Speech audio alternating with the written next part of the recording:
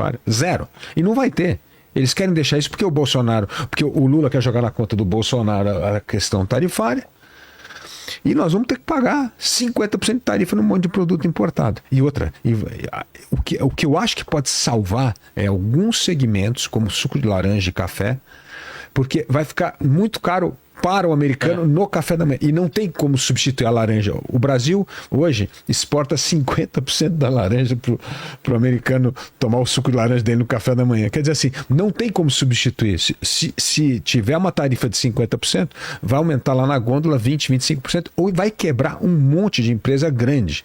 Se pegar a Tropicana, ligada à Coca-Cola, que é a maior produtora de suco de laranja nos Estados Unidos, não tem como, cara. Você não tem matéria-prima para fazer, não tem como substituir. Não é uma coisa com o café. Então, eu acho que em alguns itens, a pressão nos Estados Unidos, da indústria americana, do consumidor americano, com duas coisas que ele gosta muito, capaz que em uma ou duas coisas, mas mesmo avião da Embraer, 50% do avião da Embraer é tecnologia americana importada. Então, se eu botar 50% de tarifa, você vai quebrar a empresa de tecnologia que fornece. Então, mas isso, o governo tinha que ter cabeça. E a alternativa é comprar avião da Bombardier. Da Bombardier que é canadense. Exatamente. Ou do Airbus, que ele está brigado com a Europa. Mas aí é avião grande, né? Airbus e Boeing é avião grande.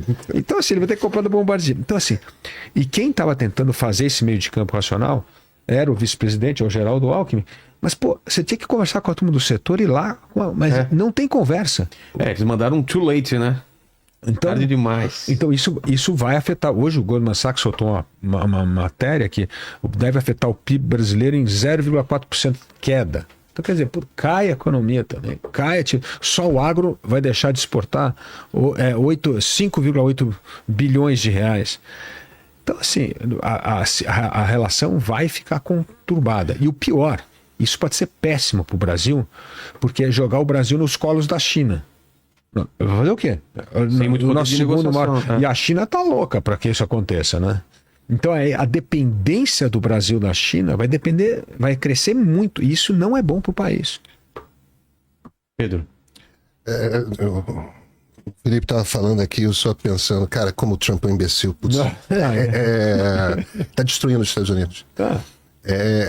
Enfim, vamos voltar para o Alexandre de Moraes. Eu queria fazer algumas observações sobre o Alexandre, que é o seguinte, eu sou... Da maneira como eu penso justiça, eu sou garantista. E o motivo pelo qual eu sou garantista é muito simples. Eu sou liberal. E a maneira como, diferentemente de conservadores socialistas, quando o liberal olha para a sociedade, a primeira coisa com a qual ele está preocupado é com cada pessoa individualmente, né? E com a preservação ao máximo possível dos direitos de cada pessoa ser quem ela é, fazer o que ela quer fazer, tudo mais. É claro que tem limite. O limite é o limite da liberdade do outro.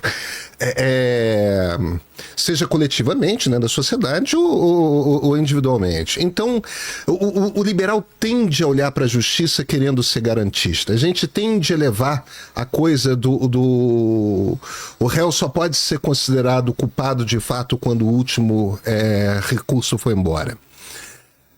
Agora, o Brasil não tem uma cultura garantista. A sociedade é punitivista. A sociedade quer botar na cadeia.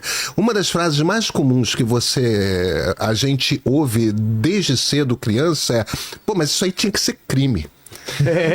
Entende? Isso é a cara da cabeça do brasileiro. E isso é uma expectativa que principalmente a sociedade mais à direita tem. A turma de esquerda até tende a não ter. Por outras razões, não pela coisa da integridade dos direitos individuais, muito mais porque, como a justiça costumava ser punitivista muito mais para o andar de baixo do que para o andar de cima, a esquerda ainda olhava para aquela coisa de, não, a criminalidade é um problema social, tudo mais. Então, por conta disso, gostava de não ser, gostava de ser garantista. Mas não importa.